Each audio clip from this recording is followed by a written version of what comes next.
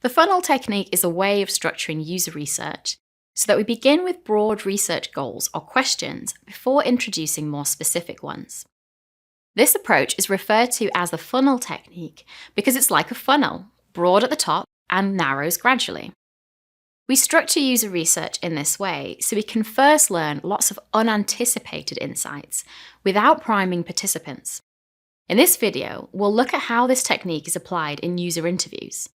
But know that this technique applies to lots of research methods, including usability tests, which we'll cover in a separate video. In a user interview, our goal is to capture accurate, in-depth information without leading participants. To do so, we begin the interview with broad, open-ended questions.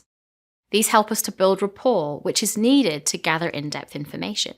Introducing broad, open-ended questions avoids priming participants because we're not focusing our participants on specific things. For example, at the beginning of an interview, we might ask the participant a question about themselves or to describe a typical day. These kinds of questions get the participant comfortable with sharing and generate lots of possible threads or lines of inquiry that we can explore with follow-up questions. As participants begin to share their stories and experiences, we'll ask follow-up questions, such as, "Why do you think that?" Or "How do you feel about that?"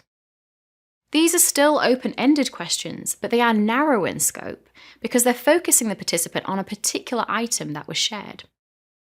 As the conversation progresses, we'll start to introduce follow-up questions which are closed, i.e. they only allow for a limited set of possible responses.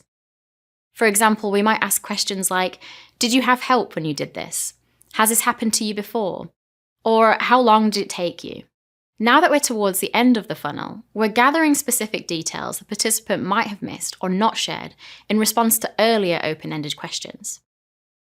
When we use the funnel technique, we're moving through the funnel for each main question prepared in the interview guide, first starting extremely broad and narrowing in scope as the conversation progresses.